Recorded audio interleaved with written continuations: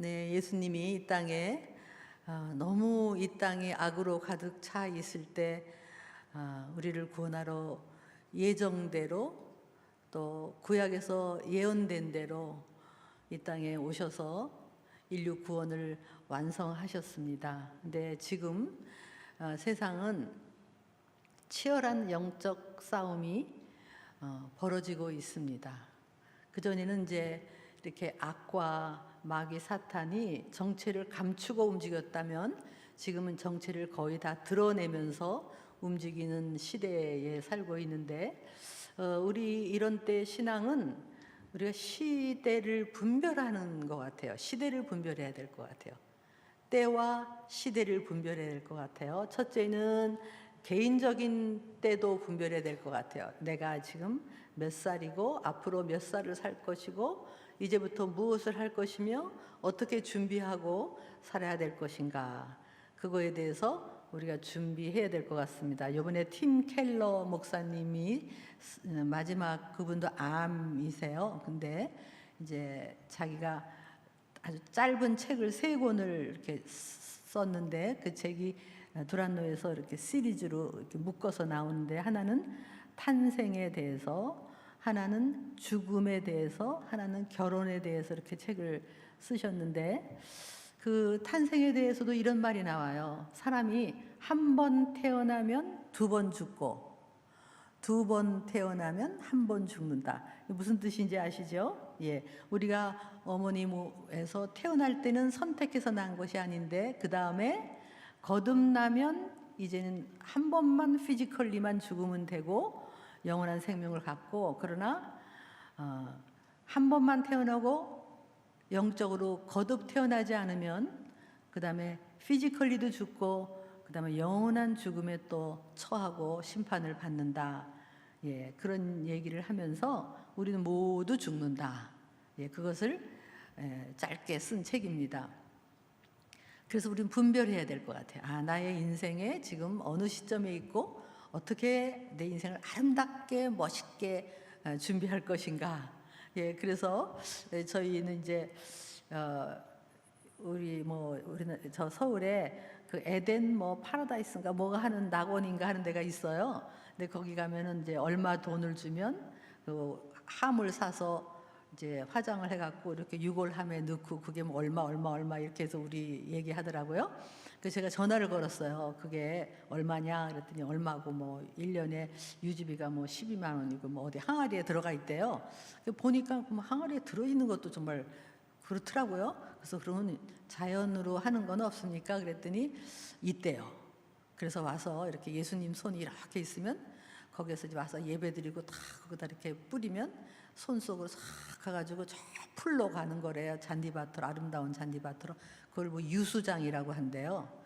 그래서 우리 부부는 그걸로 하기로 예약을 하고, 그래서 이제 아름답게 이 땅에 그 항아리 속에 들어앉아 있으면 뭐 하겠냐. 그래서 아주 준비를 하니까 마음이 좀 편해서 저희가 이번에 이제 조금 작은 곳으로 이사를 가요. 그래서 이제 우리 동생들한테, 신우들한테, 자, 우리 여기 이사 가고 이제 마지막으로는 이제 유수장이다, 물속으로 들어간다, 다들 들어뒀다가 이제 그렇게 하라고 얘기를 했어요. 근데 그렇게 이제 준비하고 나니까 마음이 편하더라고요. 정말 천국 가니까.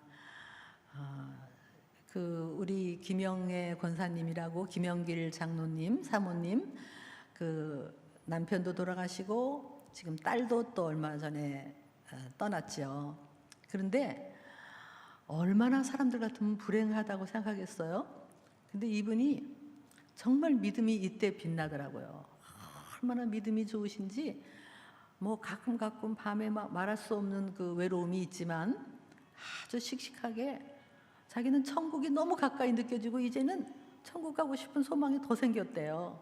그러면서 그냥 아주 잘 지내고 계시는 걸 보면서 그렇구나, 우리가 죽음을 초월한 신앙, 그것을 생각해 봅니다. 그래서 여러분도 아무리 젊어도 정말 우리의 이 땅의 삶하고 저곳의 삶, 그래서 상급을 쌓는, 하나님이 기뻐하시는 일을 부지런히 찾아서 하는 그것이 신앙의 아주 중요한 것이 아닌가. 예, 그것을 생각하고, 그다음에 또 하나 나 개인의 때를 분별하는 것뿐만이 아니라 이 역사의 때를 분별해야 되는데, 지금 시대가 누가 봐도 이제는 마지막 종말로 막 치닫고 있다는 것을 느낄 정도로 느끼게 해줬어요. 이번에 코로나 등등. 그래서 오히려 좀 느끼게 해줬어요. 그래서 앞으로 더 나쁜 일이 생길 것 같고, 또 무슨 일이 생길지 모르지만 이때 어떻게 할 것이냐. 예. 그런데 이제 디모데후서 3장에 보면 그런 얘기가 나와요. 마지막 때 고통하는 때가 있는데, 그때가 영어로 보면 테러블 타임이 온다는 거예요.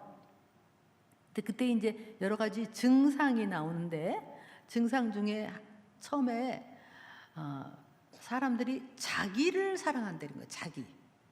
자기를. 그리고 부모를 거역하고 쾌락을 좋아하고, 그다음에 경건의 모양, 종교는 있지만 진짜 신앙은 없고, 뭐 이런 증상이 나오는데요. 그래서 우리 부모들이 이 때에 자녀 교육을 하는 것이 쉬운 일이 아니다. 쉬운 일이 아닙니다. 여러분, 그래서 우리 정신 바짝 차리고 이 땅에 태어나서의 많은 인류들이요, 그냥 열심히 자기 하나 먹고 살다가 죽어요. 아마 수십억, 수백억이 그랬을 거예요. 먹고 살다가 죽었어요. 더 잘 먹고 더 덜 먹고 뿐이지 자기 하나 먹고 살다가 죽었어요. 우리가 그렇게 살다가 죽으면 뭐 하겠어요? 우리 예수 믿는 사람은 다르죠. 자기 하나 먹고 사는 것이 아니라 정말 어떻게 하면 우리 자녀들이 이 나라와 이 사회와 이 시대에 뭔가를 기여하고 영향력을 끼치는 이타적인 삶을 살 것이냐. 우리가 자녀들을 이타적으로 키워야 돼요. 이타적으로. 그래서 저희가 이제 한동대학교에서는 계속 배워서 남주자. 우리 총장님 거기 이렇게 조그만 그 동산이 있는데 거기에 묻혔는데요. 거기에 돌멩이로 배워서 남주자 이렇게 써 있어요. 배워서 남주는 사람이 리더가 되는 거예요. 여러분, 자녀를 리더로 키우셔야 돼요. 아들이든 딸이든 리더로 키워야 돼요. 그렇게 이기적으로 여기서 증상이 디모데후서요. 마지막에 자기를 사랑한대. 전부 자기를 사랑하는 것이 이 마지막 때에 그냥 나. 여러분은 어떻게 자녀를 키우셨습니까? 이타심은 훈련해야 되는 거죠. 저절로 되는 게 아니에요. 그래서 어떻게든지 이 아이들을 이타적으로, 제가 이제 그 미혼모 아이들 버려지고 그 키울 수 없는 아이들을 돌보는 기관을 이렇게 수지에서 이렇게 세워 나가고 있어요. 지금 9년째 지금 하고 있는데요. 지금 36명 정도 아이가 있어요. 근데 거기에 보면은 이렇게 봉사자들이, 요즘은 뭐 코로나 때문에 봉사자를 못 받아서 힘들지만 토요일에 어떤 어머니가 그 아들 하나 딸 하나 고등학교 중학교인가 그런 아이를 데리고 와서 딸은 그 기저귀 갈아주고 안아주고 우유 먹이고, 아들은 그 아이들하고 막 놀아주고 막 게임해주고, 그렇게 와서 봉사하는 그런 어머니가 있었어요. 그래서 매주 이렇게 와서 학원도 가야 되고 입시 공부도 해야 될 텐데 그 아이들을 데리고 와서 걔들을 돌보는 일을 시키는 거예요. 여러분, 이타심은요 훈련이지 저절로 되는 게 아닙니다. 그래서 그걸 하면서 어떻게 하면 내가 내 이 건강을 다른 사람을 위해서 살 것인가, 그 어머니는 그걸 훈련시키고 있는 거죠. 그래서 우리 자녀가 좀 큰 그릇이 되려면 그런 좀 이타적인 훈련, 남을 위해서, 여러분 남을 위해서 사는 사람이요. 행복이라는 건 나누면 커지고, 남을 위해서 사는 사람이 자살하겠습니까? 정말 이때에 우리 자녀들을 리더로 키워야 되고, 그래서 그 사도행전 13장에 이런 말씀이 있어요. 다윗은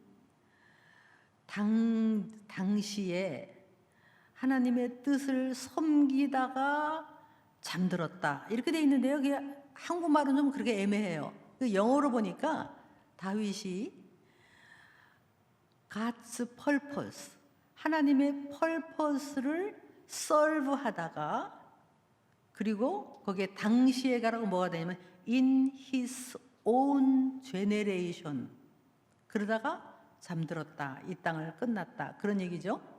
다시 말하면 자기가 사는 시대에, 다윗이 살던 그 제네레이션에 하나님의 목적이 있었단 말이야. 자기를 향한 목적.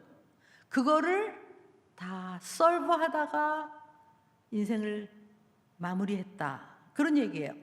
저는 지금 나이가 들어가지만 2020년, 2021년 이 시대에, 이 제네레이션에 내가 어떻게 하면 하나님의 목적을 생각하고 남은 인생 그거를 설브하다가 갈 것이냐, 그걸 지금 생각하고 있어요.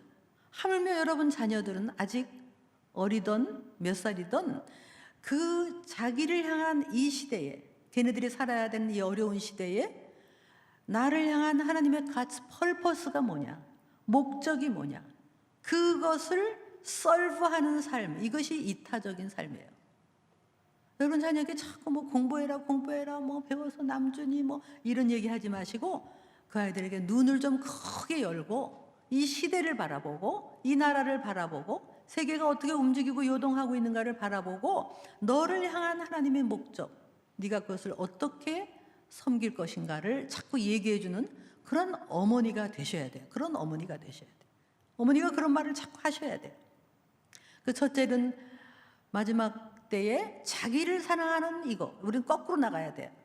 그 다음에 또 하나 아까 말씀드린 대로 마지막 때에는 부모를 거역한다는 거예요. 이게 마지막 때예요. 부모를 거역하는 거예요. 그래서 세상에서는 아이들의 인권을 자꾸 얘기해요. 아이들의 인권. 그래서 애들이 부모가 종교를 강요해도 안 갈 수 있는 자유, 또 내가 어릴 때 동성애 전환 수술을 할 수 있는 자유 등등 미국에서 난리죠.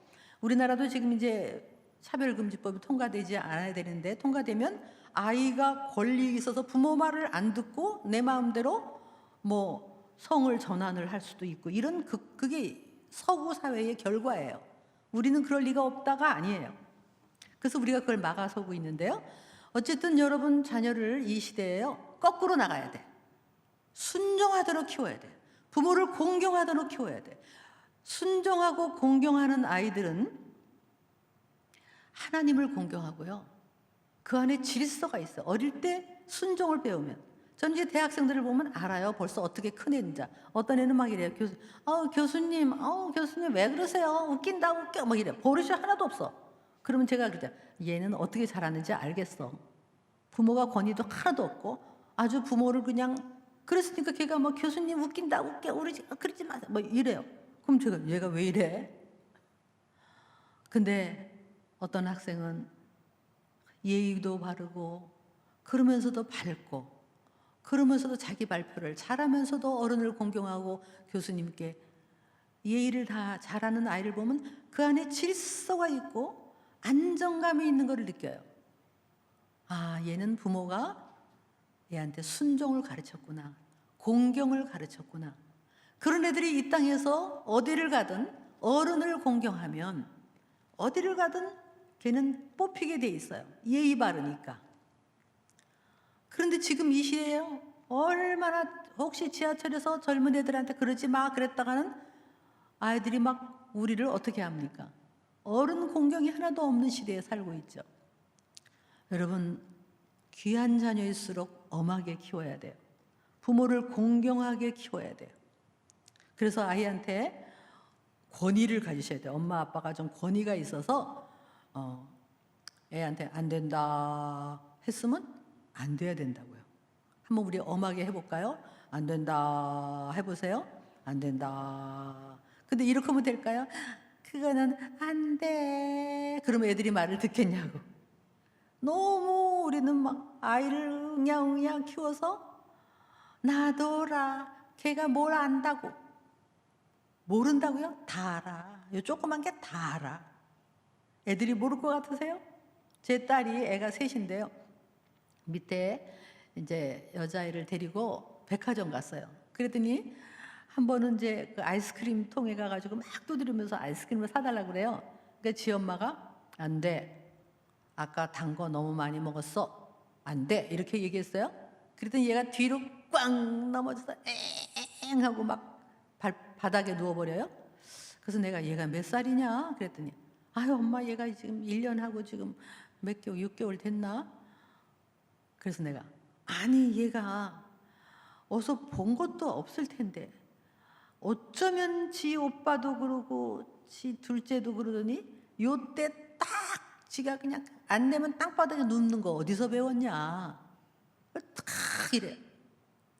그러니까 엄마가 흔들리지 않고 그래도 안 돼? 떼써도 안 돼? 그랬어요. 그랬더니 이제 할머니 한 번을 저를 쳐다봐. 그 제가 안 돼? 그랬어요. 그 우리 슬쩍 일로 가니까 얘가 일어나서 막 울면서 따라와요. 지 엄마가 딱 안고 가면서 눈을 보면서 안 돼. 그래도 안 돼. 그랬더니 얘가 막 울어요. 그래서 이걸 그러고 집에 왔어요. 몇 번 지 뜻대로 안 되니까 바닥에 딱 누워서 엥 하고 하다가 얘가 금방 깨달았어요. 안 통하네. 안 먹혀 들어가네. 엄마가 안 말려들네. 그 다음에 얘가 해도 소용없다는 걸 알고 딱 포기하더라고. 애들이 모른다고요? 다 알아요. 그러니까 그 어릴 때 순종을 가르쳐야 돼. 순종을 가르쳐서 부모가 안 된다 하면 안 돼. 그러니까 안 되는 말을 함부로 안 돼, 안 돼, 안 돼, 안 돼 이러지 말고 안 될 때만 안 돼. 단호하지만 사랑이 많지만 권위 있게 안 돼. 그리고 부부가 똑같아야 돼. 한 사람은 안 된다 그러면 나도 뭐 걔가 뭘 알아 이러면 흩어지면 안 되니까 아이들에게 순종을 가르치는 것이 이 시대에 얼마나 중요하냐. 그것이 성경의 원리고 첫째 정말 이기적으로 키우지 말고 이타심을 훈련하시고 두 번째 순종을 가르쳐야 돼. 그 다음에 제가 오늘 드리고 싶은 말씀 중에 그 디모데후서 밑으로 쭉 내려가면 뭐가 있냐면요. 3장 디모데후서 3장에 내려가면은 뭐가 있냐면 악한 사람은 더욱 악하고 속이는 사람은 더욱 속이고 속고 속인다. 이 시대의 증상을 얘기하고 있는 거예요. 아까 얘기한 대로 악한 사람들이 이제는 정체를 드러내고 악해요. 악하다는 게 뭡니까? 악하다는 그냥 하나님을 대적하는 거예요. 하나님의 모든 걸 대적, 결혼을 공격하고 가정을 공격하고 우리 자녀들을 공격하고 하나님이 만드신 모든 것을 다 공격하고 뒤집어 엎으려고 하는 악한 사람이 더욱 악해지는 거예요. 더욱. 이 증상을 얘기한 거예요. 디모데후서 3장에서 악한 사람은 더욱 악하고 속이는 사람은 더욱 속이는데 속고 속인대. 우리가 속는다는 거예요. 속는다. 그러니까 우리가 자녀를 키우면서 엄마들이 또 부모들이 굉장히 깨어 있어야 돼요. 정신을 바짝 차려야 돼요. 우리가 뭐에 쏟고 있는가? 또 우리 자녀들이 뭐에 쏟고 있는가? 우리는 다 쏟아요. 여러분 우리가 이렇게 앉아있지만 우리도 다 어쩌면 쏟고 있고 쏟았고 그런 것이 너무 많아요. 학교는 진리의 전당이 아니에요. 대학은 진리의 전당이 아닙니다. 오히려 대학은 하나님을 반역하는 여러 가지 학문, 사상으로 우리를 속이고 우리 자녀들을 속이고 있는 거예요. 그래서 특히 우리 아이들이 교과서를 여러분 엄마들 보신 적 있으세요? 애들 교과서 보면은요 거기에 초등학교 4학년 교과서를 제가 봤어요. 그것도 국어 교과서인 것 같은데 왜 그게 있는지. 그림도 예뻐. 아주 예쁜데요. 그림이 뭐냐면 아주 옛날에 뭐 바퀴벌레가 나와요. 그 다음 바퀴벌레가 변해서 까치가 됐고 까치가 변해서 또 뭐 원숭이가 되고 원숭이가 아니고 뭔지 모르겠어요. 그리고 나서 뭐 사람이 됐어요.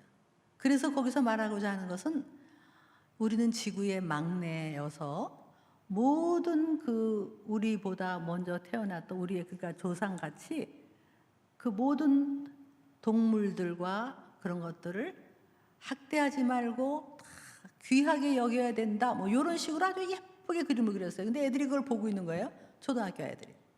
그 엄마가 보고 저한테 보여주는 거예요.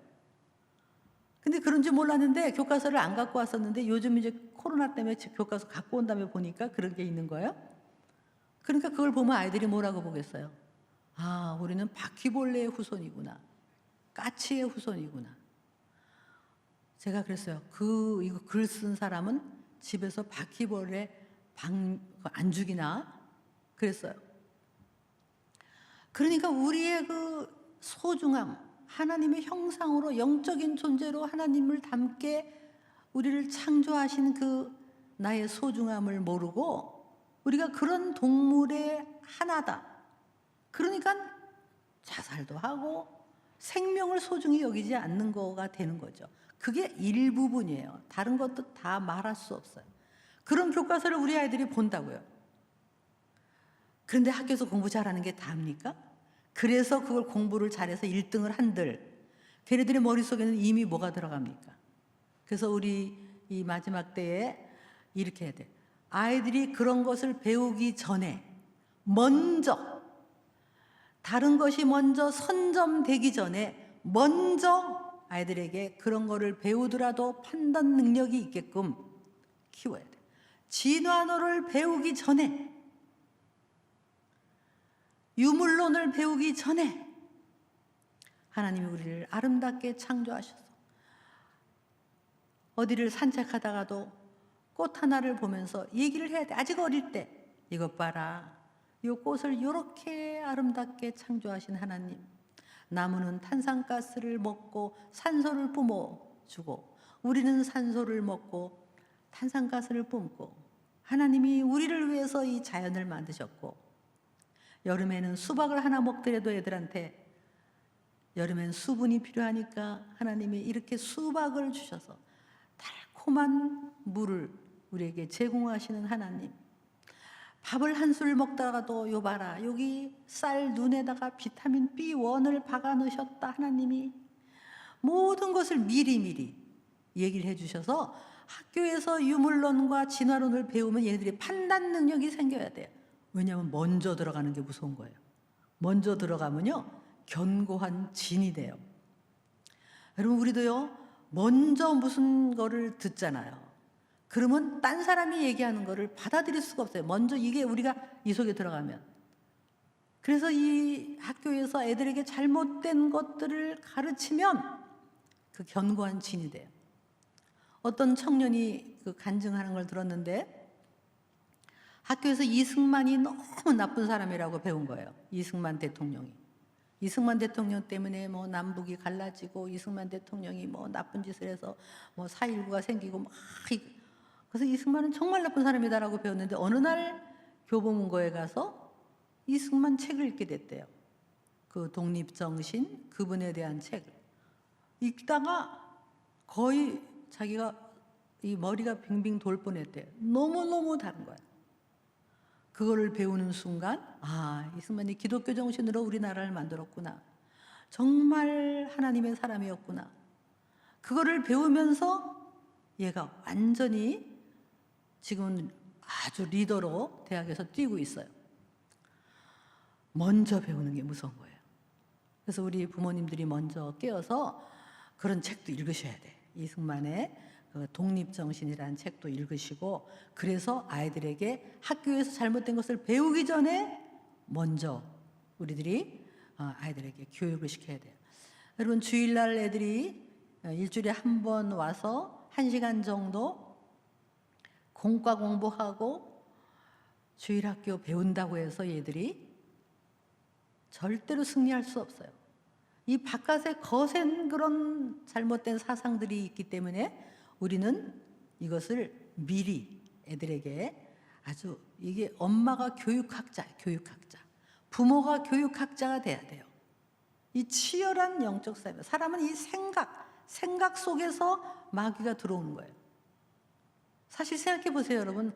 우리 중세의 모든 지구에 있는 사람이 지구는 네모나다고 믿었잖아요. 절대 진리인 줄 알았어. 동그랗다 그러면 죽이려고 그랬죠. 다시 말하면 뭐예요? 모두가 다 속았다는 거죠. 그렇잖아요? 어쩌면 우리도 모두 쏟고 있는 건 줄 몰라요. 특히 문화라는 이름이, 문화가 무섭게 우리 자녀들을 공격하고 있어요. 문화 속에 들어있는 그 반기독교적인, 그리고 인생은 정말 허무하기 때문에, 허무하다고 노래하면 멋있어요. 그게 아주 멜랑콜리하게 들리지만 그러기 때문에 생명을 소중히 여기지 않는 그런 노래들을 여러분 자녀가 자기도 모르게 부르면서 그 속에 들어오는 생각이 뭐가 있겠습니까? 아, 그렇구나. 참 이것이, 여러분, 유물론이 또 하나 하는 게 뭡니까? 유물론이 히틀러가 한 것이 뭐냐면, 아주 우등한 유물론이 뭐냐면 우생인가, 뭐가 우수한 것은 살아남고 쓸모없는 건 죽는다. 그 이론으로 독일 민족은 우수하고 유태 민족은 너무 형편없는 아주 악을 끼치는 거니까 죽여도 된다. 독일 민족이 전부 그걸, 그래서요, 그 유물론이 들어가면 애들이 이런 생각을, 내가 성적이 떨어졌으면 나는 쓸모없는, 그 쓸모없는 인간이니까 죽는 거예요. 여러분, 아이들에게 끊임없이 네가 얼마나 소중하다. 그래서 수능 시험 이제 점수가 나왔을 때 미리미리 얘기해 주세요. 야, 성적이 너를 좌우하는 게 아니다. 성적이 네 인생을 좌우하는 것이 아니다. 성적은 잘 볼 수도 있고 못 볼 수도 있다. 너는 천만금을 주고도 바꿀 수 없다. 네 인생은 하나님 손에 달려있다. 걱정하지 마라. 그냥 하나님께 맡기고 네 인생을 설계해 나가면 이 길로 갈 수도 있고 이 길로 갈 수도 있고, 사랑한다. 걱정하지 마라. 편안해라. 평안을 가져라.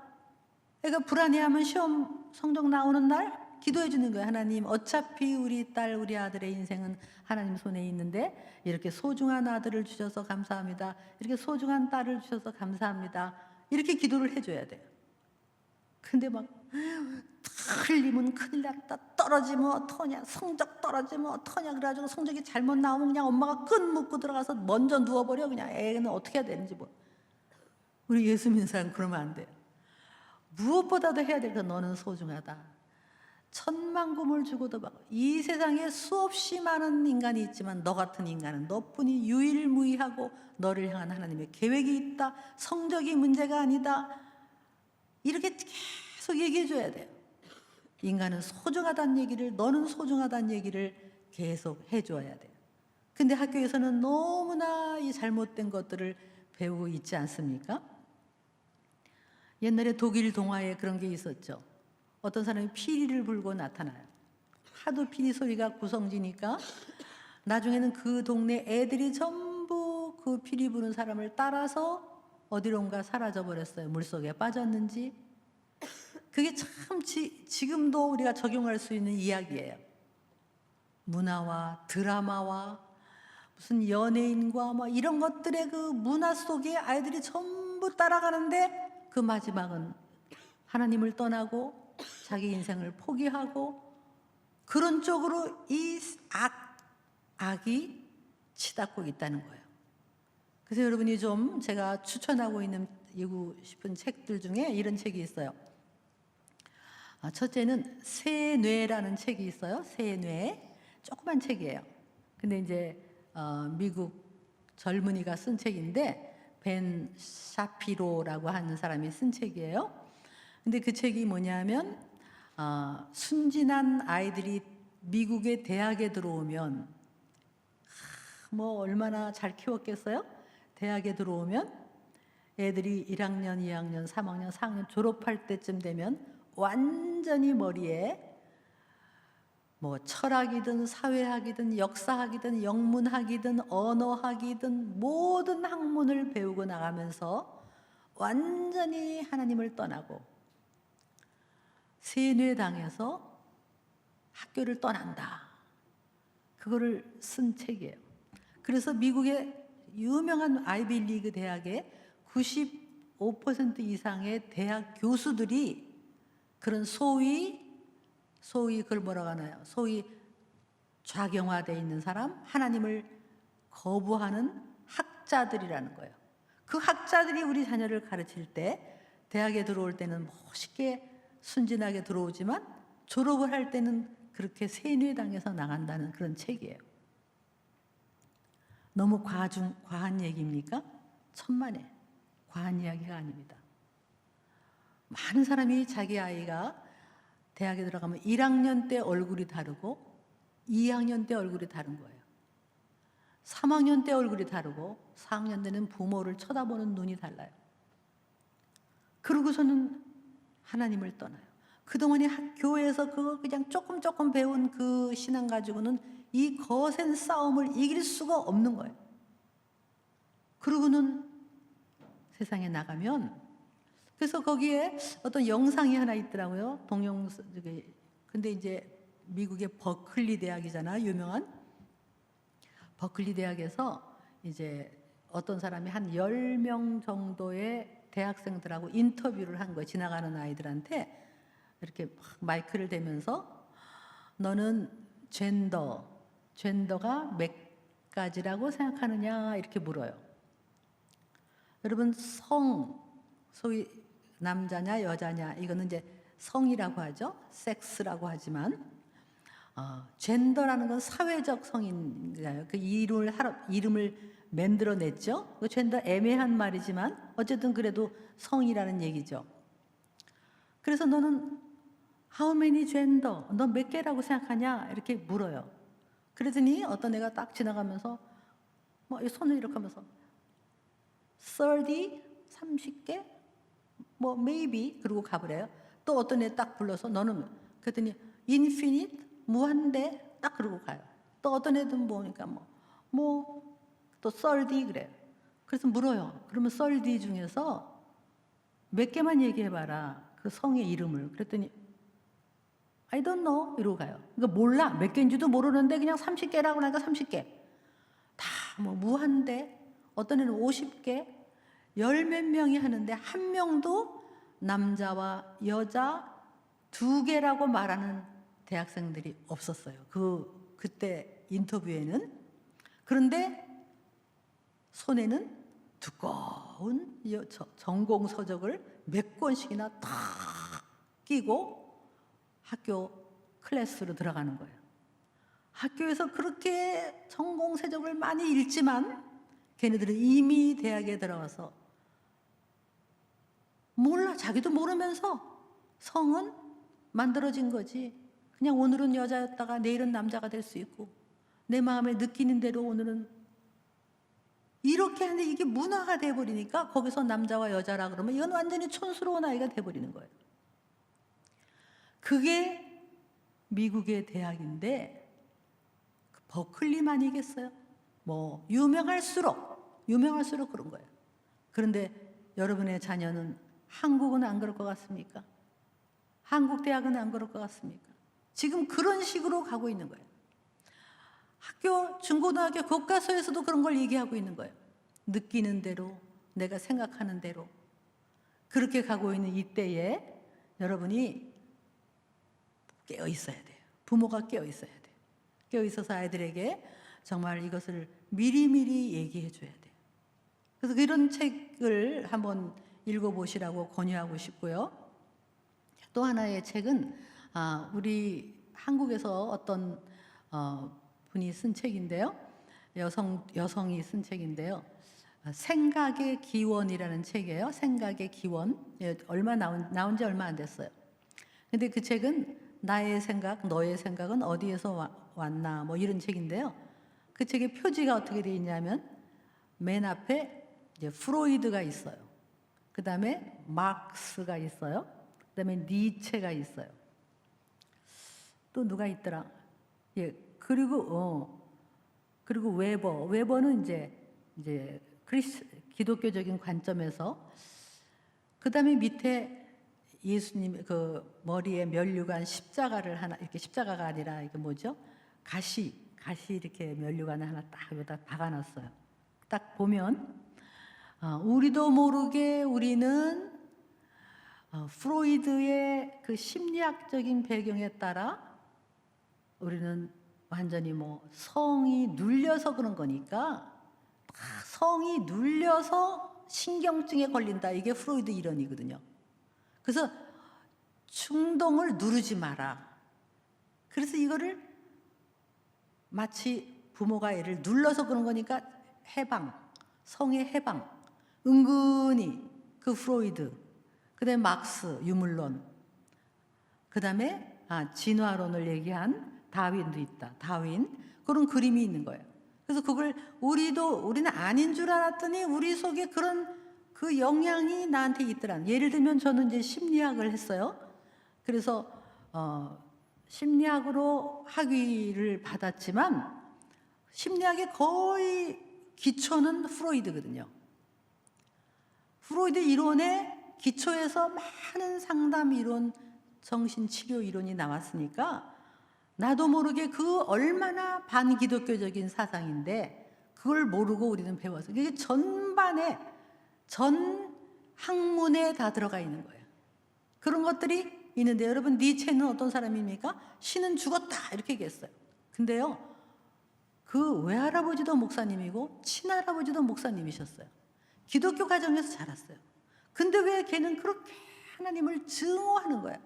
신은 죽었다. 그 다음에 신을 우리가 죽인다. 신은 없다.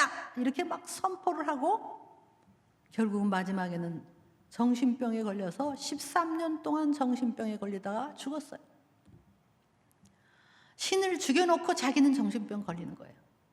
그런데 그 사람의 그 죽은 거는 얘기도 안 하고 그 사람이 얘기한 그 말장난을 우리 자녀들은 다 배우고 그런 거예요. 그런 것들이 지금 우리가 이러고 있는 사이에 교회에서 우리끼리 예배드리고 이러고 있는 사이에 밖에서는 우리 자녀를 향해서 끊임없이 아이들의 머리를 바꾸고 생각을 바꾸고 그래서 여러분 아마 자녀들 중에서도 그런 아이가 있을 거예요. 무슨 얘기하면 엄마 아빠가 사사건건 반대되는 이론을 얘기할 때 아무리 말해도 안 들어요. 왜냐하면 이미 머릿속에 들어갔어요. 그런 애들이 신앙을 지킬 수가 없는 거예요. 그래서 여러분 정말 무엇보다 중요한 것이 청소년 사역이에요. 청소년 사역을 해야 돼요. 애들이 학교에서 그런 걸 배우기 전에 해야 돼요. 제가 아주 오래전에 엘파소라고 하는 미국의 도시를 간 적이 있어요. 오라고 그래서 비행기를 한참 타고 갔어요. 갔는데 갔더니 글쎄 교회가요 30명도 안 되는 교회예요. 그래서 내가 이렇게 먼데 왔는데 30명밖에 안 되네 이런 생각을 했어요. 근데 조금 있다가 이제 나보고 새벽 기도도 해래요. 새벽 기도에 갔었더니 10명도 안 돼요. 아줌마들 한 10명 정도 와 있어요. 그래서 아이고 세상에 힘든데 10명을 놓고 하라 그러시네. 그리고 이제 섰는데요. 조금 있더니 문이 열리더니 이 10대 청소년 남자애들만이었어요. 그때는 남자애들이 저르르륵 들어오는데 한 10명, 11명이 쭉 앞에 앉아요. 그래서 내가 이 시골에 얘들 어디서 왔어? 이 동네에는 애들도 없을 텐데. 그러고서 이제 제가 끝나고 물어봤어요. 목사님 얘네들이 어디서 온 애들이에요? 그랬더니 그 교회가 무목교회라고 너무 교회가 작아서 목사님이 없어요. 그래서 2시간 거리에 신학교회 교수님이시던 그 목사님이 아주 이 교회를 위해서 매주 2시간씩 와서 교회를 이렇게 돌봐주고 있는 아주 좋은 목사님이셨어요. 그런데 그때가 여름이었는데 여름마다 2주 동안 청소년 캠프를 하시는 거예요.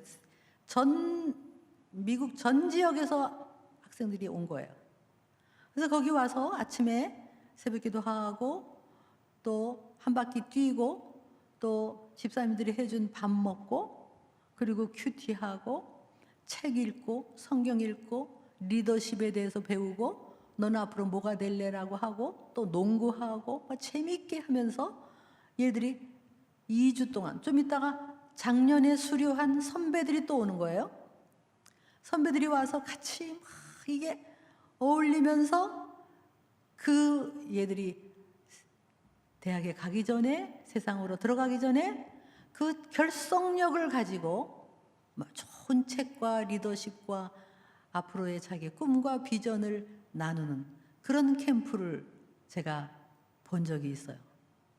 제가 그 목사님한테 아니 아까운 시간을 이 열 몇 명을 이렇게 두고 하십니까?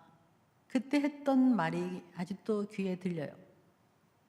얘들 얼굴 한 사람 한 사람 기억하세요. 이름을 기억할 수 있으면 기억하세요. 얘들이 10년 후, 15년 후 미국과 한국에 어떤 리더가 돼 있을지 나는 이 아이들을 투자하고 있고 이 아이들을 세우고 있습니다. 해마다 하셨어요. 해마다. 얼마나 걔네들은 복된 아이일까. 학교 들어가기 전에 이걸 우리가 해야 돼요. 그리고 그 10대는 그 또래의 영향이 무서운 거거든요. 옆에 누구, 딸 같은 경우에는 언니, 누구 언니, 그 언니를 괜히 닮고 싶고, 아들인 경우는 괜히 어떤 형, 아니면 좀 멋있어 보이는 자기 친구, 그 영향이 무서운 거예요. 그래서 우리가 이 아이들끼리 그룹을 만들어서 재미있게 아주 이런 캠프를 통해서 애들의 머리에 정말 올바른 네 인생의 목적, 하나님이 이 시대에 너를 향한 목적이 뭐냐, 이 너희들이 살아야 하는 시대에 네가 어떻게 하면 기여를 하고 이타적인 삶을 살고 리더로서 살아야 될까, 그거를 심어주는 이 사역, 청소년 사역, 이것이 얼마나 중요한지 이걸 우리가 함께 해나가야 돼요. 이 마지막 때에 우리 아이들을 그렇게 키우지 않으면 그냥 열심히 돈 벌어서 네 처자식 먹여 살리고 먹고 살아야 되지 않겠냐? 그래서 외식하고 여행하고 외제차 몰고 지들끼리 먹고 살고, 우리는 그렇게 태어난 게 아니죠. 우리를 향한 목적이 있는 거예요. 아이들에게 얘네들이 정말 이 세상에 가기 전에 얘들에게 이런 거를 넣어주는 것이 교회가 시급하고, 다음 세대가 없으면 우리 상당교회도 없고 우리 가문의 미래도 없고 나라의 미래도 없어요. 다음 세대를 키워나가는 것이 시급한 거예요. 꼭 이 목사님이 안 하셔도 돼요. 우리 중에 그런 마음이 있는 분은 하셔야 돼요. 또 하나 제가 소개할 것은 미국에 제가 아는 정보에 한해서인 거죠. 더 있겠지만 제가 아는 한 썸밋 미니스트리라고 하는 미국의 사역이 있어요. 저 콜로라도 주에 있는데 summit.org 이렇게 들어가면 돼요. 거기는 어떻게 하냐면은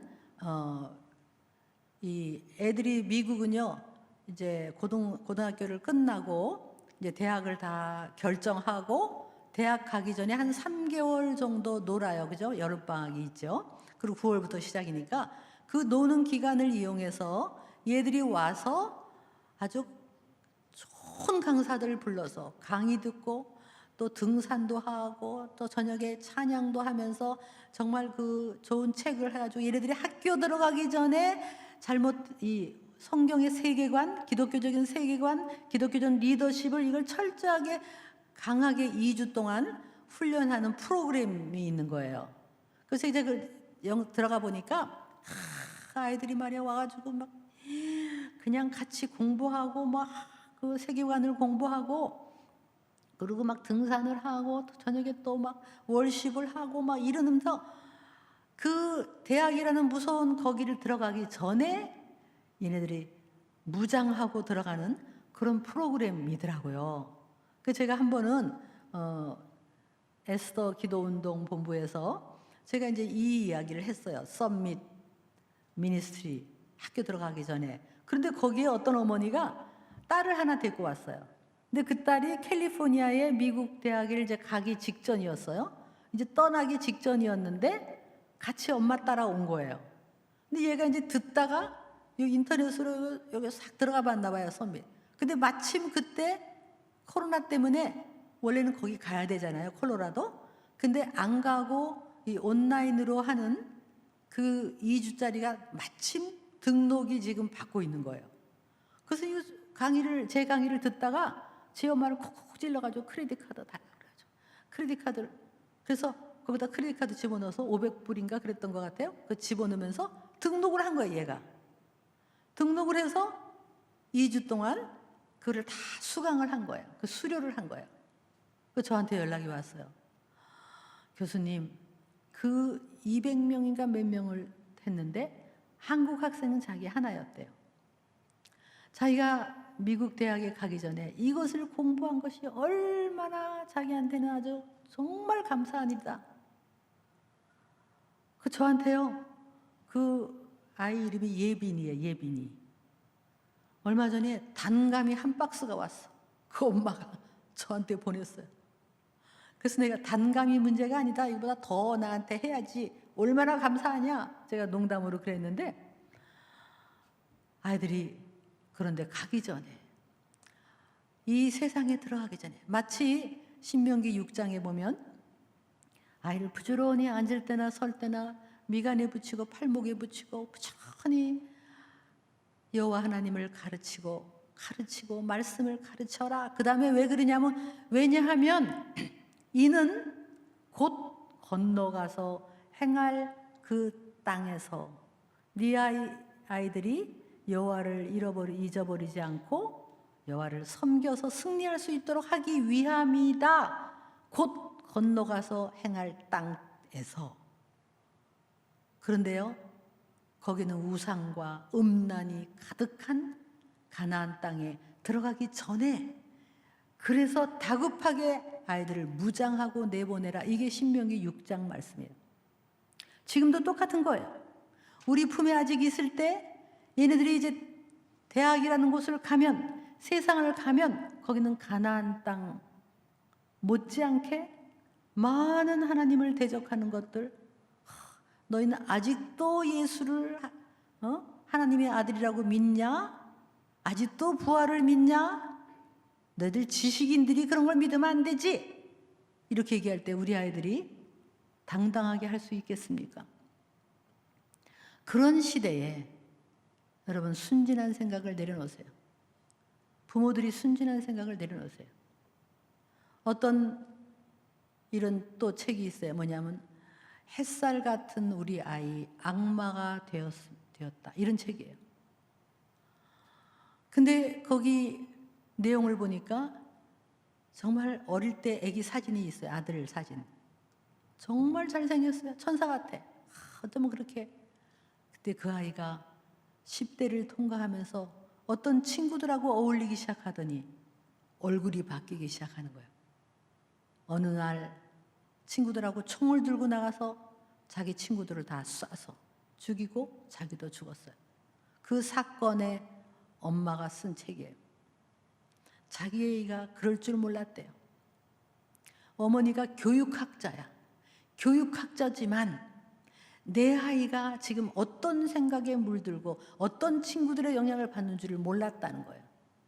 그래서 결국은 그 아이가 그런 끔찍한 일을 저지르고 그 엄마가 아주 고통하는 마음으로 쓴 책이에요. 여러분, 우리 교회가 그동안에 정말 우리끼리 찬양하고 우리끼리 구원받고 그런 많은 내적 치유도 했고 다 필요했겠죠. 그러나 이제 때는 그런 때가 아닙니다. 우리가 깨어나되 나만 깨어나는 게 아니라 다 깨어나야 돼. 내가 깨어나고 옆 사람을 깨우시고 책을 읽으시고 책을 독서 클럽을 하시고. 그래서 우리 상당교회에서는 많은 책을 요즘 이제 읽고 기도에 대해서도 읽고 그런 무장을 하고 계시는 줄 알지만, 우리들이 이런 책을 읽고 엄마들끼리 하고 그러면 어떻게 할 것이냐, 우리 아이들을 어떻게 어릴 때부터 순종을 가르치고 그리고 이타심을 가르치고 세상에 물들기 전에 이런 성경적 세계관, 기독교적인 세계관, 좋은 책이 많이 있어요. 요즘은 책이 또 있어요. 그 책을 읽히고 애들이 우리나라 역사를 읽히고 우리나라가 어떻게 기적적으로 하나님이 이 나라를 세우셨는가, 이거를 읽히고 대한민국을 향하신 하나님의 목적도 읽히시고, 이렇게 하면서 우리 자녀를 키워내지 않으면 우리끼리 이러는 사이에 아이들은 벌써 영혼은 뺏기고, 내 아이는 그러지 말라는 법이 있습니까? 그래서 여러분, 특히 애들이 10대를 통과하면서요, 아까 니체 얘기했지만 왜 외할아버지, 친할아버지가 목사인데 그렇게 됐을까? 우리가 그걸 생각해 보면요, 어쩌면 그 외할아버지, 외할머니, 외할아버지가 목사인데 얘하고 관계가 어땠는지, 얘를 같이 놀아주고 품어주고 사랑한다고 말하고 그런 할아버지였다면 얘가 왜 이렇게 하나님을 증오했을까? 그리고 부모가 어떤 사람인지 모르지만 기독교 가정에서 자랐는데도 왜 이렇게 얘는 하나님을 증오했을까? 물론 세상에 영향도 있었겠지만 부모하고 관계가 분명히 문제가 있었을 거예요. 아까 그 프로이드 얘기했지만 프로이드의 이 전기를 읽어보면 아버지하고의 관계가 많이 어려웠대요. 아버지하고의 관계. 그래서 일단 여러분 부모가 예수 믿는다고 하면서 아이하고 관계가 틀어지면 애는 옳다구나 하고 세상으로 가는 거예요. 그러면 세상 이야기를 더 확 듣는 거예요. 왜냐하면 엄마 아버지에 대한 증오가 있으면 예수 믿는데. 그래서 우리가요 애들한테 이제 정말 예수 믿는 부모로서 아이들하고 어떤 관계가 돼야 되느냐 회복하셔야 돼요. 회복. 혹시 여러분 자녀를 지금 아들, 딸 걔가 스스럼 없이 와서 엄마, 아빠 나 요즘 참 힘들어요. 뭐 성적을 잘못 받았어요. 나 앞으로 뭐 해야 될지 참 몰라요. 친구들이 이렇게 얘기하는데 헷갈려요. 이런 얘기를 할 수 있다면 여러분은 성공한 부모예요. 근데 말을 안 한다면 말 안 하고 뭔가 지금 문을 잠가 걸고 뭔가 말하면 불끈불끈 화를 내고 사이가 멀어졌다. 그러면 적신호예요. 얘가 뭔가에 우리하고 멀어졌다. 예수 믿는 엄마 아버지하고 멀어졌다. 그러면 얘는 하나님을 거부하는 거예요. 여러분 어떻습니까? 여러분 아들을 한번 생각해 보세요. 여러분 딸을 생각해 보세요. 그 얘가 좀 어긋나는 소리를 하더라도 우리는 다 품어주면서 그렇게 생각하는구나, 그렇구나 이렇게 얘기하면서 끊임없이 해야 될 얘기는 너는 소중하다, 사랑한다, 자랑스럽다, 길게 봐라, 잘 될 거다, 천만금을 주고도 너를 바꾸지 못한다. 아버지하고 사이가 나쁘면 이렇게 얘기해야 돼요. 네가 태어나던 날 네 아빠가 너무 좋아서 며칠 동안 싱글싱글 웃고 다니면서 정말 눈뜨고 볼 수 없게 너를 탄생을 좋아했단다. 그렇게 얘기하면서 얘한테 자꾸 관계가 좋아지도록. 그리고 가장 중요한 건 뭡니까? 미안하다. 애가 뭐라 그러면 미안하다. 엄마가 부족해서 그랬어. 아빠가 부족해서 그랬어. 어쨌든 아이하고 관계를 회복하셔야 돼요. 관계가 멀어지면 얘네들은 세상으로 가버리는 거예요. 엄마 아빠가 믿는 하나님이 증오하는 거예요. 한번 표현해 볼까요? 우리 한번 해보세요. 사랑한다, 소중하다, 보물이다, 네가 없었으면 어쩔 뻔했니, 천만금을 주고도 바꾸지 못한다, 괜찮다, 길게 봐라, 잘 될 거다, 사랑한다, 고맙다. 그 다음에 뭐라고 해야 돼요? 자랑스럽다. 자랑스러워서 자랑스럽다고 하는 게 아니고요. 자랑스럽다고 하면 이 아이가 우리하고 가까워져요. 자꾸 자랑스럽다. 그리고 뭐라고 해야 돼요? 자랑스럽다. 소중하다. You are precious. 천만금을 주고 너는 바꿀 수 없다. 너를 향한 하나님의 놀라운 계획이 있다. 길게 봐라. 그렇게 계속 얘기해줘. 듣든지 아니 듣든지 계속 얘기해줘야 돼. 계속.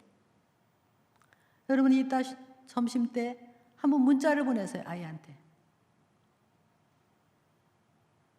지금 어디에 있는지 아들이든지 딸이든지 한번 보내보세요. 지금 열심히 뭐 공부도 잘하고 뭐 이러고 뭐 이런 성공으로 가고 있는 애들한테는 보내봤자 아마 별로 도움이 안 될 건데 지금 실패하고 또 수능 때문에 요즘 낙심하고 있고 뭐 여러 가지로 취직을 못하고 이런 자녀한테 보내는 거예요. 천만금을 주고도 너를 바꿀 수 없다. 네가 내 아들이어서 고마워. 내 딸이어서 고마워. 길게 봐라. 너 때문에 행복해. 사랑해. 이렇게 보내는 거예요. 이렇게. 거기다가 그러니까 정신 차려 이렇게 하면 안 돼. 그거 하지 말고 길게 봐라. 잘 될 거야. 네가 내 아들이어서 고마워. 내 딸이어서 고마워. 이렇게만 딱 보내는 거예요. 그러면 아이가 어떤 애들은 네, 저도 사랑해요. 이렇게 올 수 있어요. 어떤 애들은 엄마 왜 그러세요? 갑자기? 아빠 왜 그러세요? 이럴 수도 있어요. 어떤 애들은 답이 안 올 수도 있어요. 분명히 봤는데 답이 없어. 아예 답이 없어. 답이 없는 애는 왜 없을까요? 아마 걔는 보고 저기 갔다가 와서 또 보고 내가 자랑스럽다고? 내가 이 모양 이 꼴인데? 나 때문에 행복하다고? 내가 엄마 아빠한테 얼마나 많은 실망을 줬는데? 나를 사랑한다고? 그리고 또 저쪽 갔다가 그리고 와서 볼 거예요. 그러면서 점점 가까이 우리하고 어쨌든 우리는 품어야 돼요. 품고 마음을 열고 그 얘기를 듣고 그리고 또 하나 해야 될 거는 미안하다. 그런 말을 해야 돼요. 미안하다. 미안하다는 말이 그렇게 어렵죠? 그러나 우리 미안한 거 없습니까? 미안한 거 많아요. 미안한 건 미안하다고 얘기해야 돼요. 그래서 애들이 부모에게 돌아오면 우리가 믿는 하나님께 돌아올 수 있는 거예요. 인내가 필요해요. 그러나 이렇게 시작해야 돼요. 그리고 우리부터 어떻게 살 거냐? 우리부터. 아까 말한 대로 디모데후서 3장 거기에는 마지막 때에 정말 자기를 사랑하고 돈을 사랑하고 뭐 이렇게 막 나와요. 나오는데 거기에 경건의 모양은 있지만 경건의 능력은 없다. 교회를 다니면서 장로, 뭐 권사, 집사, 뭐 교회의 경건의 모양은 있어. 그러나 집에서 정말 이 어려운 때에 믿음으로 경건하게 어떻게 살아낼 것인가, 어떻게 죽음을 준비하며 어떻게 내 인생을 살 것인가, 이런 모양을 보이지 않는다면 우리는 애들에게 감동을 줄 수가 없어요. 그래서 우리가 선한 일에 힘써야 돼요. 여러분, 선한 일을 많이 하셔야 돼요. 우리부터 이타적으로 사세요. 정말 행복을 나누어줘야 행복한 거예요. 이타적으로 사시고, 그 다음에 오늘 우리가 다음 세대에 대해서 지금 이야기를 하고 있는 거예요. 얼마나 여러분이 이거를 받아들이실지 모르겠지만 지금 우리 아이하고 너무 힘들고 아이가 지금 탈선하고 있고 하나님을 멀리하고 있고 우리와 멀어진 부모님들은 지금 제 얘기가 절절하게 느껴질 거예요. 그러나 아직 어린 자녀를 두신 분들은 아직 실감이 안 날 수도 있어요. 그러나 정말 이 치열한 때에 제가 이런 얘기를 하고 싶어요. 여러분, 다음 세대를 우리가 얘기하는데요. 지금 이슬람권은 막 10명씩 낳죠. 뭐 평균 8명, 10명씩 막 낳아요. 인구가 좀 많아요. 그런데 8명씩, 10명씩 막 낳아요. 그러니까 인구가 급증을 해요. 근데 우리는 하나, 둘, 우리나라가 올해 이 출생이 30만도 안 돼요. 아주 역사 이래로 최하를 찍었어요. 그런데 지금 우리나라가 정부가 낙태 자유를 지금 법을 만들려고 끝까지 치닫고 있어요. 이거를 막아내려고 엄청 노력하지만 낙태가요 몇 명인지를 알 수가 없어요. 왜냐하면 이건 다 비밀리하고 크레딧 카드로 결제를 안 해요. 그리고 뱃속에 아기가 아주 몇 주 안 됐을 때는 얼마, 애가 막 5개월 6개월이 넘으면 막 돈이 얼마가 비싸요. 그리고 이게 산업이 돼가지고 엄청난 아기들이 뱃속에서 죽는데요. 얼마 전에 뭐 베이비 박스 여기에서 어떤 산모 하나가 아기를 그 박스 안에 안 넣고 밖에다 왜 그랬는지 놔서 아이가 죽었죠. 그것 때문에 뭐 사람들이 와서 뭐 데모도 하고 막 그랬어요. 막 나서 밖에서 죽였다고 그 산모를 막 정죄를 해요. 그러나 걔가 며칠 전에 뱃속에 있었어요. 밖에서 죽은 거는 막 난리를 치고 뱃속에서는 다 죽이고 있는 거예요.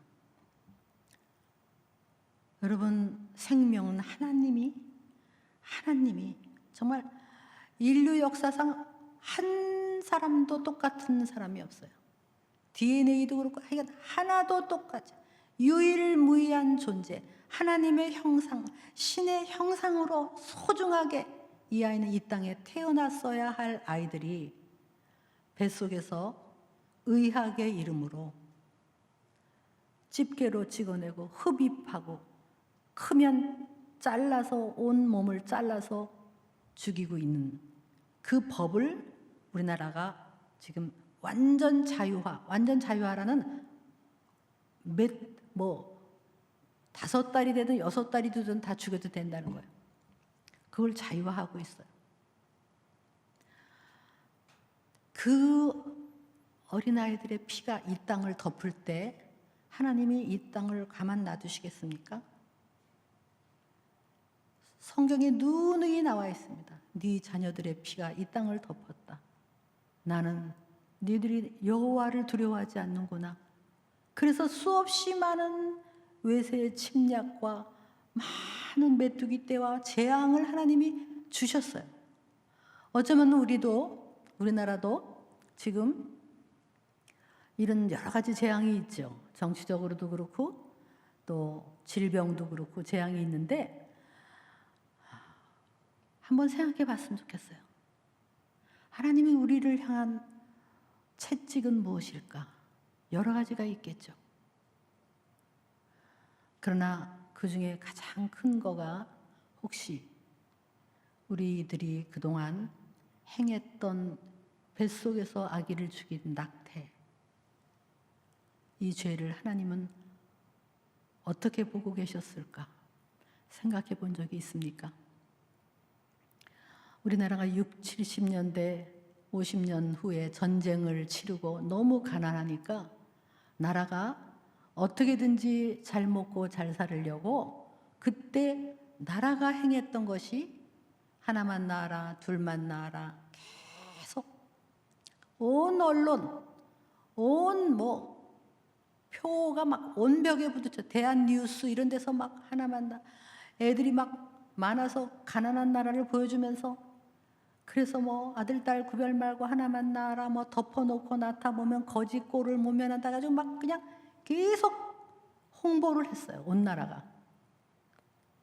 그래서 그때 당시에 우리 주위에 제가 결혼했을 때 보면 전부 둘, 하나, 둘. 어쩌면 그래요? 다 둘이야. 그래서 어떤 사람이 그래요. 미처 생각해보지 못했다는 거예요. 그런데 돌아보니까 다 둘이야. 왜 다 둘일까? 왜 둘 이상 안 날까? 여러분, 우리는 세뇌당한 거 아닙니까? 세뇌당한 거죠. 다 둘만 낳아야 된다. 우리는 세뇌당한 거예요. 하나 혹은 둘. 그러면서요, 산하 제한이라는 것 이름으로 무엇을 행했습니까? 수없이 많은 뱃속에 임신된 아기를 죽이지 않았습니까? 교회를 다니는 사람도, 성도들도, 온 나라가 다 어쩌다 생기면 먼지를 털어내듯이 죽였어요. 그게 살인인 줄도 몰랐고 뱃속의 아기가 생명인 줄을 몰랐다고요. 그런데 여러분, 그때 저도 교회를 다녔어요. 일주일에 1년에 52주 동안 설교를 들었어요. 근데 어느 제가 듣는 한 목사님이 아니다, 이 땅에 번성하고 충만하라고 했다, 태아는 생명이다. 낙태는 살인이다. 절대로 낙태하면 안 된다. 라고 목사님들이 한마디라도 해주셨다면 어땠을까? 그러나 교회를 다녔지만 교회는 아무 얘기도 안 했어요. 그 생명을 죽이는 것이 온 땅을 덮었는데도 교회는 침묵했거나 회피했거나, 그래서 온 사람들이 낙태를 행했어요. 얼마나 행했을까? 우리나라는 지금 100만이래. 1년에 100만. 태어난 애는 30만 명인데 100만, 110만이라고까지 얘기를 해요. 그런 아이들이 뱃속에서 죽어가고 있는 거예요. 나라는 인구를 좀 늘리려고 뭐 수조 원의 돈을 들이는데요, 한편으로는 낙태를 하라 그래. 그러나 뱃속에 애기 반만 안 죽여도 우리나라 인구 문제는 해결이에요. 그런데 교회가 침묵했다는 얘기예요. 이 죄를 어떻게 합니까? 이 죄를 그냥 하나님이 덮으실 것 같습니까? 여러분, 죄는 그냥 덮어지는 게 아니에요. 죄는 반드시 회개하고 하나님께 자백하고, 너희가 너희 죄를 자백하면 하나님께서 우리를 깨끗게 하시고 용서하신다고 그랬지, 자백 안 하고 속으로는 다 병을 앓고 있어요. 그 죄책감에 병을 앓고 있어요. 제가 이렇게 여러분에게 말하는 것은 저도 그런 죄를 저질렀기 때문입니다. 제가 지금 생각해 보면 지금처럼 초음파가 있어서 그 심장이 뛰는 것을 볼 수만 있었다면, 그것이 생명인 줄 알았더라면, 아니 목사님이 한마디라도, 아니 어디서라도 좀 정보를 들었더라면. 그러나 먼지 털어내는 줄 알았어요. 의학의 기술인 줄 알았어요. 그런데 여러분, 그 이후 그 요즘 심장 뛰는 소리, 아기가 그 속에서 손가락 빠는 거, 이런 거를 보면서 제가 그 이후 알았던 질병, 저희 질병은 죄책감이라는 질병이에요. 무서운 죄책감에 시달렸어요. 견딜 수가 없었어요. 그래서 이제 어디서 뭐 이렇게 낙태 반대 그러면 저는 도망갔어요. 뭐 그런 영상이 나오면 치워버렸어요.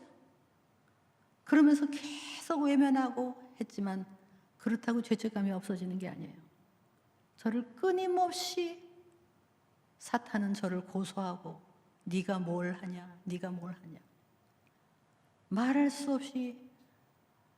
여러분, 어떤 심리학자는 죄책감은 원래 없는 건데 죄책감을 괜히 줘갖고 신경증에 걸리는 거다. 원래 죄책감은 없는 건데 심어줬다. 이런 얘기를 해요. 그렇습니까? 여러분, 아닙니다. 우리 인간은 하나님이 우리에게 정말 그 도덕도 주셨고 양심도 주셨고 하나님의 형상이기 때문에 하나님의 뜻에 어긋나면 무서운 죄책감이라는 것이 우리한테 있습니다. 그 죄책감은 우리를 죽입니다.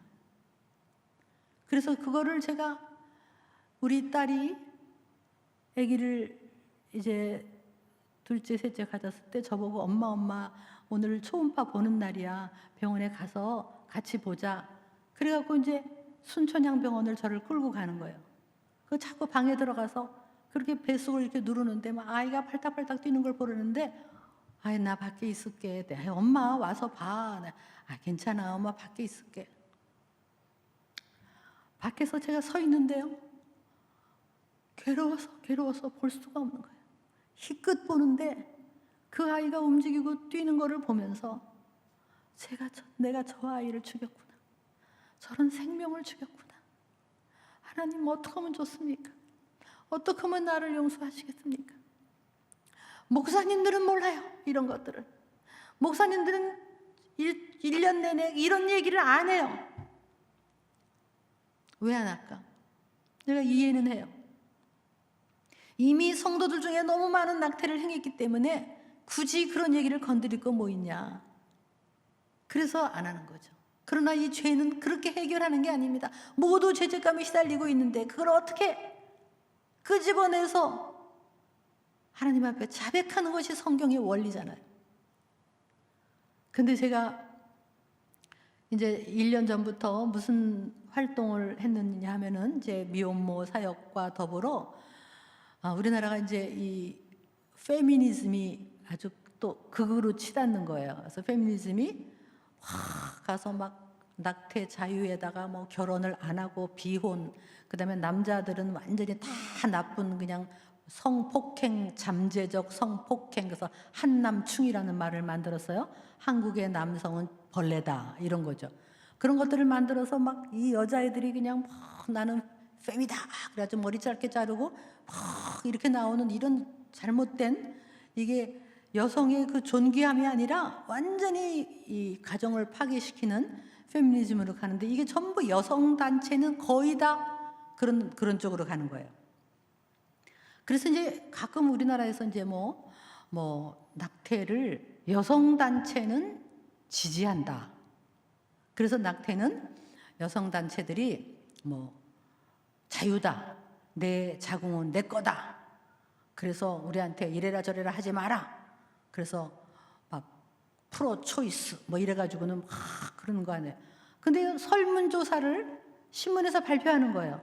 여성 단체의 뭐 90%, 85%가 낙태를 전면 허용을 지지한다. 이렇게 나오니까요. 그래서 이제 1년 전부터 우리들이 이제 몇 명이 이제 모였어요. 모여가지고 우리가 성경적인, 겉으로는 성경적이라 안 해서 숨어서 겉으로는 건강한 여성 단체를 만들자 해갖고 여성 단체를 만들었어요. 그래서 바른 인권 여성 연합이라는 거를 만들었어요. 그래서 우리가 모이면 기도하고 그렇게 하지만 겉으로는 이제 해가지고 우리들이 설문조사를 했어요. 설문조사를 하니까 완전히 아닌 거예요. 이 사람들이 설문조사를 이상하게 해갖고 그렇게 만들어서 신문에는 그것만 나오는 거예요. 그래서 우리들이 이제 제대로 설문조사도 하고 그동안에 성교육, 아이들을 하는 성교육, 그래서 성교육은 미쳤다 이래가지고 세미나도 하고 컨퍼런스도 하고 기자회견도 하면서 아이들의 교과서 문제, 또 이런 거 잘못된 페미니즘 이런 것들을 막 하고 우리들이 활동을 많이 했어요. 아주 뭐 국회도 가고 뭐 길에서 데모도 하고 또 윤미향 사건에 막 거기 그 감사원 앞에서 막 데모도 하고 이러면서 우리들이 이제 아주 활동을 많이 했어요. 그래서 아스팔트에서 제가 이 나이가 돼도 그게 이제 하나님의 마음으로 이 나라를 바로잡으려고, 그래서 어머니들이여 깨어나라 뭐 이러고서 막 이렇게 데모를 하고 이제 그렇게 했더니 그쪽에서 이런 얘기를 했대요. 요즘 뭐 이상한 올바른인가 바른인가 하는 여자들이 나와서 아주 골치 아파 그러더래요. 우리를 뭐가 나타나가지고 갑자기 우리가 반대를 하니까. 그래서 1년 동안 열심히 뛰었어요. 근데 지난 10월에 이제 낙태법이 심각해지잖아요. 그래가지고 이제 낙태 반대를 위한 프레스 센터에서 컨퍼런스를 했어요. 크게 했어요. 그래서 기자들을 다 모으고, 그래서 이제 의사도 오고 산부인과 의사도 오고 법하는 사람도 오고 다 모여가지고 아주 뜻 있는 사람들이 모여서 아주 그냥 참 좋은 그런 컨퍼런스 세미나를 했는데, 그 앞에 이제 인사말을 이제 제가 바른인권 여성연합 이제 대표, 상임 대표라고 해서 저보고 이제 환영사 인사말을 하라는 거예요. 그래서 원고로 인사말을 써내래요. 그러면 거기다가 이제 책자를 만든다고. 그래서 나는 막 피하려고 막 애를 쓰는데 안 된대요. 대표님 쓰셔야 돼요. 그래서 밤에 제가 이제 컴퓨터에 앉아서 계속 그 환영사는 그냥 이렇게 하면 돼요. 오늘 오신 누구 뭐 감사합니다. 오늘 오신 분 국회의원 감사합니다. 누구 감사합니다. 이렇게 하면 되는 거예요. 그냥 거치례로 하면 돼요. 근데 제가 컴퓨터에 앉아서 기도하면서 이 인사말을 쓰는데 제 안에 막 말할 수 없는 막 고통이 있는 거예요. 그러면서 제 속에 네가 오픈해라. 네가 대표로 오픈해라. 네가 앞장섰으니까 피하지 마라. 마음에 너무 괴로운 거예요. 그래서 내가 주님 이건 아니죠. 기자들도 잔뜩 오는데 여기서 내가 어떻게 그동안에 체면이 있지. 근데 제가 너무너무 괴로운 거예요. 그래서 원고를 쓰는데 제가 울면서 그렇게 하니까 제 남편이 이제 알죠. 그동안에 제가 괴로워했던 것도 알고 이 스토리도 아니까 저보고 카밍아웃 해. 다 카밍아웃 해. 나도 엄청 회개했으니까 카밍아웃 해. 대표로 서봐. 내가 몸부림을 치니까 뒤에서 성경 구절을 외워주는 거예요. 그리스도 예수 안에 있는 자에게는 결코 정죄함이 없나니 생명의 성령의 법이 너를 모든 죄와 사망에서 너를 해방하였다라고 성경 구절을 외워주는 거예요. 그래서 걔가 거기에서 이제 써서 저의 이 죄책감과 고통과 그렇게 썼어요. 이 낙태한 사람의 죄책감과 고통은 상상을 초월합니다. 그런 식으로 써서 이제 보냈는데 한 가지 제가 마음에 걸리는 게 있었어요. 이게 이제 언론에 나오면 우리 아이들이 이걸 볼 텐데 제가 그동안에 아이들한테 얘기를 안 했어요. 특히 우리 딸은 엄마 이 얘기 좀 봐. 초음파를 봐. 그럴 때도 저는 얘기를 못 했어요. 제가 또 몸부림을 쳤어요. 어떡하나. 그러고는 제가 할 수 없이 딸한테 문자를 보냈어요. 제가 이렇게 보냈어요. 사랑하는 딸 비나, 엄마가 오랜 동안 너에게 고백하지 못한 죄가 있어서 오늘 고백한다. 그 누구보다도 너한테 말하는 것이 가장 어렵고 괴로운 일이었기에 못했단다. 엄마는 죄인 중에 죄인이란다. 뱃속에 아이를 낙태한 것으로 인해 그동안 무서운 죄책감에 시달린 것은 이루 말로 다 할 수 없단다. 너의 동생이 되었을 아기, 아들이었을지 딸이었을지. 그러나 그때는 그것이 죄인 줄도 몰랐단다. 주님께는 수없이 고백하고 십자가 앞에서 용서를 구했고 또 용서하셨으리라고 믿지만 그렇다고 죄책감이 없어지지는 않는구나. 나중에 기회 있을 때 말하려고 했는데 지금 말한다. 엄마는 죄인이란다. 그러기에 예수님의 보혈이 나에게는 절대적으로 다가온단다. 너에게도 미안하고 용서를 빈다. 미안해, 엄마가 그런 사람이어서 미안해. 라고 제가 딸한테 보냈어요. 아들한테도 보내고. 딸이 몇 시간 후에 답장이 왔어요. 엄마, 사랑하는 엄마, 엄마는 좋은 사람이에요. 엄마가 애를 많이 낳아서 좋은 사람도 아니고 엄마가 목사님이고 좋은 일을 많이 해서 좋은 사람도 아니고 엄마의 하나님, 우리 하나님이 너무 좋으신 분이라서 엄마는 그분의 딸이어서 좋으신 분이에요. 엄마 자신을 정죄하지 마세요. 예수님이 많이 아파하세요. 엄마가 자꾸 피하고 돌 뒤에 숨을 때 하나님이 안타까워하세요. 어느 누구도 엄마를 정죄할 수 없어요. 엄마, 하나님이 지금 말씀하세요. 내 눈에 넣어도 아프지 않은 내 딸아, 나와 함께 가자. 내 사랑을, 내 용서를 알아주기 바란다. 내가 너를 기다리고 기다린다. 라고 말씀하고 계시네요. 엄마 사랑하고 사랑해요. 엄마는 내 친구이자 나의 롤 모델이에요. 언제나 지금도 나중에도 엄마는 나의 사랑하는 엄마예요.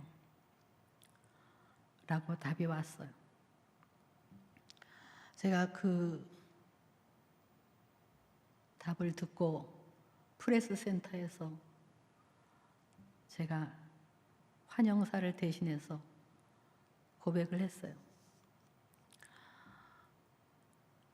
신문에도 나오고 기독신문에도 나오고 펜앤뉴스에도 나오고 또 많은 사람이 나왔어요. 다 공개를 했어요.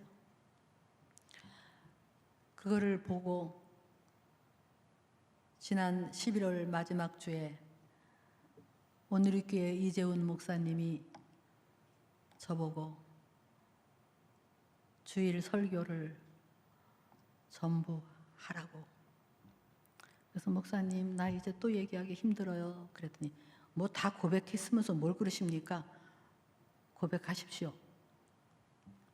그래서 전 예배에 제가 다시 주일 설교에 제 죄를 다 고백하고 이 생명의 소중함, 이 낙태는 안 되고 하나님이 얼마나 낙태를 미워하시고 이 땅을 벌하실까. 그래서 이제는 우리가 정말 한 생명 소중히 여기게 된다면서 제 죄를 고백하고 설교를 했어요. 그리고 내려오면 많은 여성도들이 엎드려서 울고 있는 것을 보았어요. 일어나지 못하고 울고 계시더라고. 어떤 분은 화장실에서 저를 붙들고 울고, 어떤 남자분은 이거는 아내의 문제인 줄 알았어요. 제 아내만 괴로워하는 줄 알았더니 이것이 저의 죄도 되는군요. 회개합니다. 어떤 분은 연락이 왔어요. 그동안에 자기가 암에 걸렸었는데 혹시 그 죄 때문이 아닌가라고 스스로 너무 거기 갇혀 있었대요. 그런데 오늘 자기가 오히려 자유함을 자기가 느꼈다고. 그래서 많은 곳에서 연락이 왔어요. 여러분, 죄는 묻어둔다고 되는 일이 아닙니다. 죄책감은 우리를 죽이고 죄책감을 가지고 사탄은 우리를 고소합니다. 네가 뭔데 하나님 일을 한다고? 네가 하나님의 딸 맞아? 네가 하나님의 아들 맞아? 아이가 잘못되면 내 죄 때문인가? 우리를 계속 이 속박하고. 그러나 우리 예수님이 이 땅에 오신 그 이유는 무엇입니까? 그 이유는 바로 그 죄로 인한 모든 속박과 모든 죄책감과 모든 사탄의 고소와 저주를 해방시키고, 예수님이 십자가에서 저들이 자기가 하는 일을 알지 못하오니 저들을 용서하소서라고 그 물과 피를 쏟으면서 하나님이신 그분이 이 땅에 아기로 오셨고 태아로 오셨어요. 그분도 태아로 오셨어요. 예수님을 죽이려고 헤로드 왕은 베들레헴에 있는 2살 아래 남자들을 다 죽였지만, 유아 살인을 했지만 예수님은 살아남으셔서 우리의 모든 죄를 가져가신 이 역사적인 사건.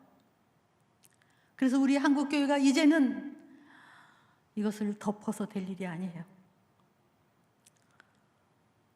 내가 그런 일을 하지 않았더라도 여러분 가족 중에 누가 그랬다면 같이 회개하시고, 아니 우리는 이거 교회적인 차원에서 해야 돼요.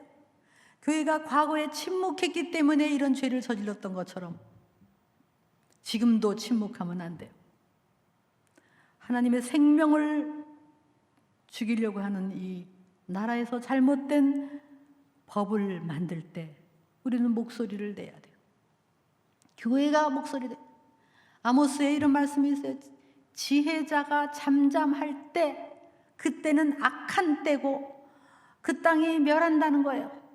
우리들이 목소리를 안 내고 우리는 흔히 이런 얘기해요. 교회가 정치 얘기를 왜 하나?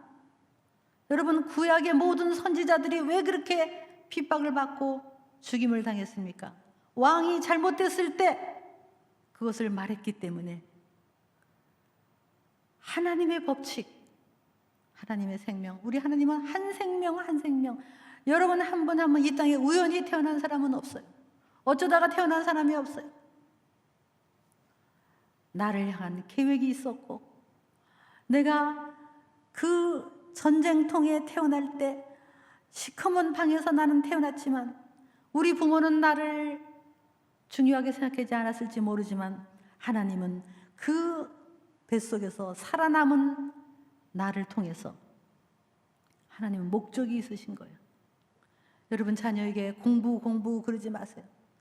그 아이를 향한 하나님의 목적, 얘가 정말 자기가 얼마나 소중하고 나를 향한 하나님의 계획이 있고 그거를 알고 찾아 나갈 수 있도록 우리는 사랑으로 길게 봐라. 너를 향한 계획이 있단다.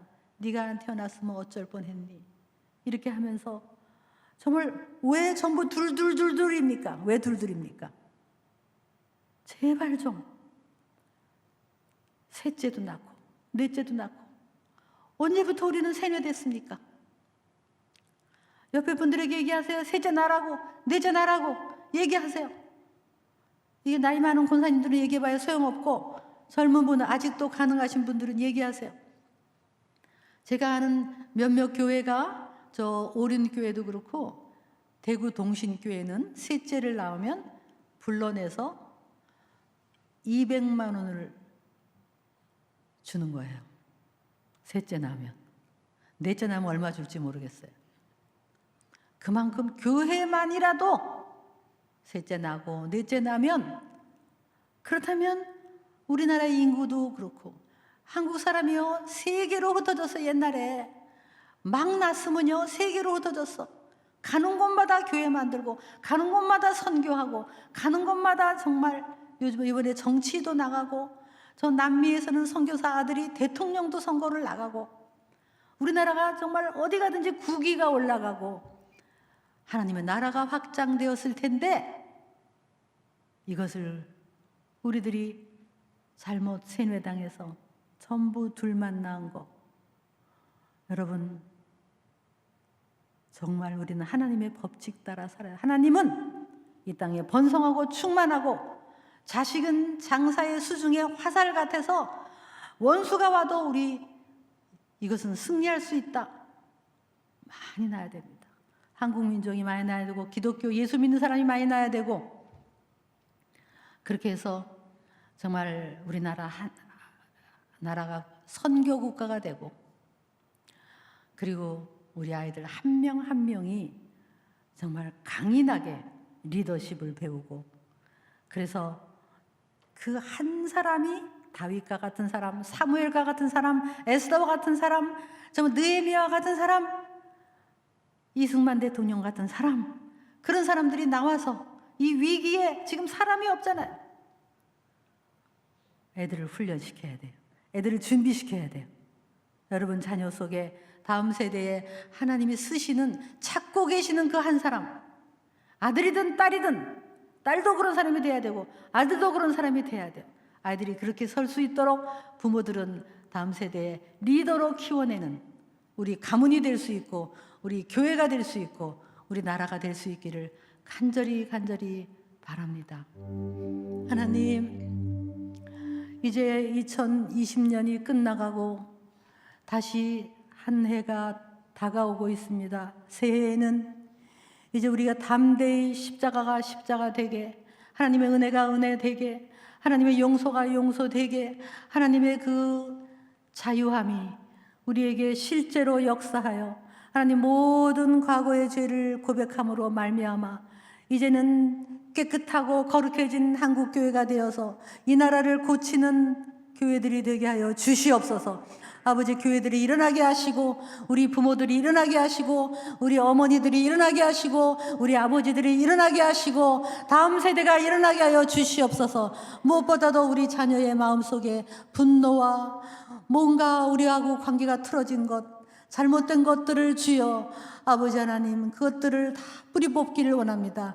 우리가 그들이 네가 사랑하고 소중하고 너는 보물이고 천하를 주고도 바꿀 수 없는 하나님의 귀한 생명이라는 것을 말하고 우리가 미안하다고 얘기하고 용서를 빌고 우리들의 삶부터 바로잡고 우리들이 이제는 교회만 왔다 갔다 하는 것이 아니라 이제는 바르게 살고 선한 일에 힘쓰고 우리 자녀들이 우리의 선한 일을 보고 엄마 아버지의 참신앙을 보고 배울 수 있도록 하나님 우리 가정을 치유하여 주시고 우리 가정을 사용하여 주시고 우리 자녀들을 사용하여 주시고 우리 한국교회를 사용하여 주시고 우리 죄를 용서하시고 우리나라에 덮는 모든 저주에서 전염병에서 해방시켜 주시옵소서. 아버지 선포합니다. 모든 사탄 마귀는 예수 그리스도의 이름으로 명하노니 우리에게서 떠나갈지어다. 우리 한국에서 떠나갈지어다. 이제 하나님의 섭리와 그 목적과 그 해방과 모든 것이 2021년에는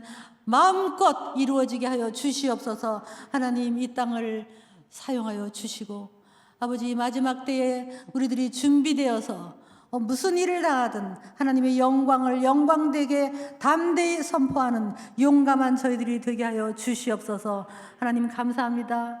우리에게 죄를 사하시기 위해서 아기로 오셨고 태아로 오셨고 이 땅에서 자라셔서 그 무서운 죄의 값을 다 치르신 예수님, 이 성탄절을 맞이해서 이것이 하나의 행사가 아니라 다시금 이 하나님의 놀라운 십자가를 바라보며 우리 모두 일어나서 선포하고 승리하고 자유하고 이제는 외치는 우리 한국교회, 우리 상당교회, 우리 모두가 되게 하여 주시옵소서. 우리 자녀를 사용하여 주시옵소서. 예수님의 이름으로 기도드렸습니다. 아멘.